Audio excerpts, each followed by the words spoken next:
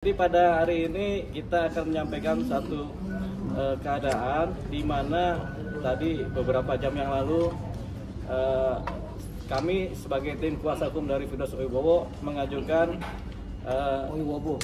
Owibowo. Iya, Owibowo. Ini ada kita salah nih namanya ya kan, Bang Firdaus Owibowo. Kita mengajukan permohonan pengujian material, uji material ke Mahkamah Konstitusi. Apa isinya? Yaitu kita permohonan pengujian material untuk Undang-Undang Advokat tahun 2003. Undang-Undang Nomor 18 tahun 2003 kita ajukan ke MK. Sudah kita daftarkan di kepaniteraan Mahkamah Konstitusi dan sudah diterima dengan segala kelengkapannya. Jadi ini terkait apa? Terkait statusnya Bapak ya, Bapak Firdaus. Oh ya, ADN.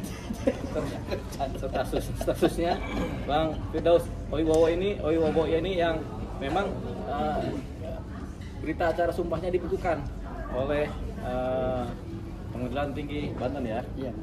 Iya. Jadi begini, memang beliau ini kan adalah pengacara juga, statusnya advokat. Kemudian yang berlaku sebenarnya adalah Undang-Undang Advokat, yaitu Undang-Undang Nomor 18 tahun 2003. Tapi seharusnya ketika ada pembekuan atau ada keputusan yang secara hukum adalah memberikan hukuman, ini kan pembekuan kan termasuk hukuman juga kan.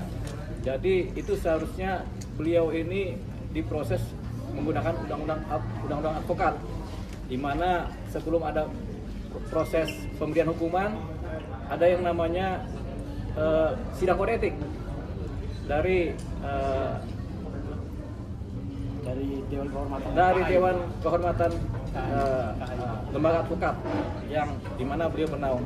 Tapi ini tidak ada sidang kode etik ini sampai beliau kemudian mengundurkan diri dari lembaga tersebut. Jadi ini ada suatu kecacatan hukum formil di mana tidak dilaksanakannya sidang kode etik buat advokat. Jadi sebenarnya advokat yang melakukan kesalahan-kesalahan yang dalam kaitannya melaksanakan tugas itu kemudian ada sidang kode etiknya. Misalnya di pengadilan marah-marah yang berlebihan, atau kemudian ada posisi contempt of court, misalnya menghina jaksa, menghina hakim, itu memang harusnya di sidang kode etik. Tapi beliau ini langsung dihukum sanksi pembekuan. Berita acara sumpahnya yang kemudian berakibat beliau secara faktual tidak bisa menjalankan profesi advokat khususnya di persidangan begitu. Tapi ini juga hasilnya kemudian tentatif, belum tentu juga beliau nggak bisa bersidang karena yang kita sebut tadi adalah kecacatan aspek formil dari proses pemberian putusan tadi yang memberikan adalah Ketua Pengadilan Tinggi Banten ya. Dan inilah atas intervensi Ketua Mahkamah Agung Profesor Sunarto.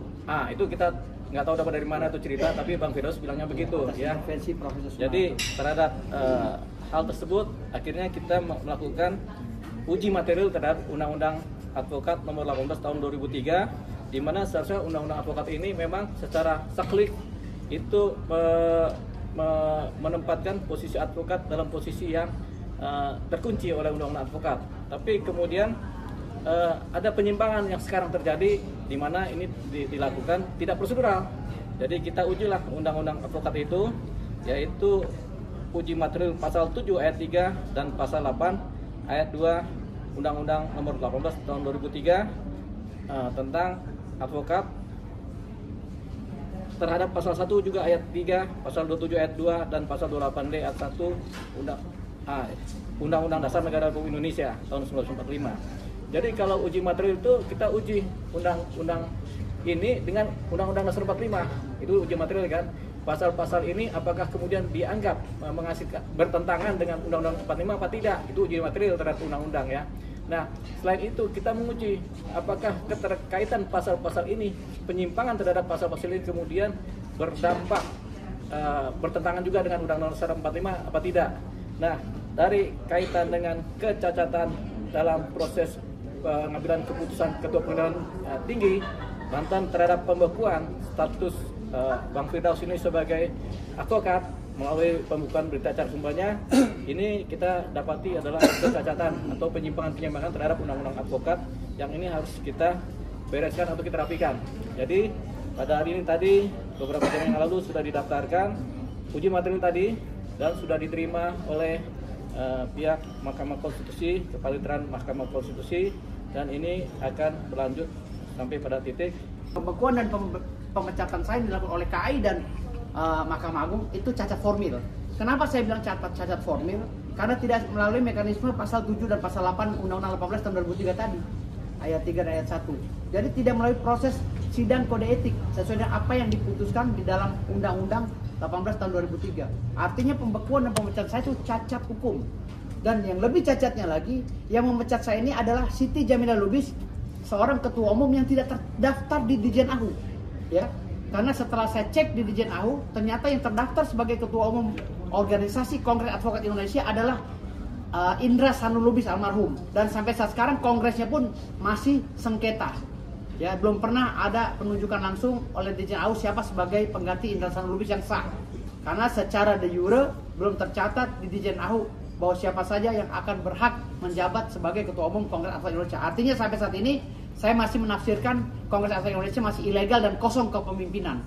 Jadi akhirnya saya memutuskan bahwa secara yuridis pembekuan saya atau pemecatan saya tidak sah secara hukum. Dan terlebih lagi yang lebih melanggar Undang-Undang Dasar 45 adalah kelakuan dari Mahkamah Agung, Profesor Sunarto dan kawan-kawan, ya, yang mengintervensi Pengadilan Tinggi untuk mengeluarkan surat pembekuan saya, dan suratnya tidak pernah disampaikan kepada saya sampai hari ini, sudah 8 bulan, ya. Dan impact negatifnya, semua kontrak saya di dalam perusahaan-perusahaan asing dan perusahaan nasional, ya, yang mengkontrak saya sebagai konsultan hukum, memutus kontraknya. Penghasilan saya ratusan juta sebulan hilang lenyap selama 8 bulan. Tapi saya nggak ada masalah. Saya biarkan mereka itu. Kenapa saya tidak melakukan tindakan arogan, ya, seperti memaksa untuk bersidang, karena tidak ada nomenklatur di dalam surat pembekuan saya itu melarang saya untuk bersidang. Di dalam pembekuan saya itu kontradiktum. Ya, Mahkamah Agung melalui Pengadilan Tinggi menggunakan alasan-alasan, dalil-dalil SEMA dan PERMA untuk membekukan saya, tetapi di ujungnya di depannya itu menggunakan Undang-Undang 45, Undang-Undang 18 tahun 2003 tentang advokat. Jadi kontradiktum. Mana yang mau dipakai? Apa pakai SEMA atau pakai Undang-Undang 18 tahun 2003? Kalau pakai Undang-Undang 18 tahun 2003, jadi jalankan dulu pasal 7, pasal 8-nya melalui sidang kode etik. Kalau memang saya harus diberhentikan atau dipecat, saya harus diputus dulu, divonis dulu melanggar hukum, ya, dan sekurang-kurangnya saya pidana penjara 4 tahun penjara. Tapi saya belum pernah disidangkan, belum pernah diperiksa, belum pernah divonis 4 tahun penjara. Saya sudah dipecat oleh KAI ilegal yang dipimpin oleh Siti Jamilah Lubis. Ya, gitu. Jadi artinya sampai sekarang saya masih banyak yang menyarankan saya untuk bersidang lagi di dalam pengadilan. Tapi saya orangnya taat hukum, saya nggak mau seperti itu. Saya nggak mau ikut-ikutan bodoh seperti mereka. Saya nggak mau ikut-ikutan arogan seperti mereka dalam menerapkan hukum yang ada di Indonesia. Karena saya taat hukum. Jadi saya melalui tim kuasa hukum saya, Pak Dewa Payumara, ya. Jadi saya meminta beliau untuk mendampingi saya melaksanakan permohonan di dalam pengajuan judicial review di Mahkamah Konstitusi. Gitu. Alhamdulillah hari ini sudah diterima dan insya Allah kami akan pertanyakan semua secara detail dasar hukum mereka membekukan saya apa. Gitu. Dan saya akan mengundang Bang Rasman Arief Nasution juga nanti sebagai saksi di dalam persidangan judicial review itu. Jadi Bang Rasman sudah setuju ini? Sudah setuju. Karena prosesnya udah benar-benar kacau balau gitu. Jadi Bang Rasman ini termasuk yang dibekukan juga, ya. Jadi begitu. Ya. Jadi itu tadi prolog yang disampaikan oleh kami, baik sebagai kuasa hukum maupun sebagai klien. Nah, silakan ke teman-teman media yang mau bertanya secara lebih detail, kami persilakan. Kalau bisa tanyanya ke sebelah saya aja, gitu. Ada pertanyaan? Bang Firdaus, kenapa baru sekarang dilakukan, Bang? Padahal apa yang Abang katakan tadi sudah menjadi dasar hukum Abang untuk melakukan judicial review, Bang. Saya sudah menyurati Mahkamah Agung beberapa kali, hampir 8 kali saya minta maaf, ya, kepada Mahkamah Agung dan KAI. Semua saya total hampir 8 kali. Menyurati, mempertanyakan fisik daripada surat pembekuan saya.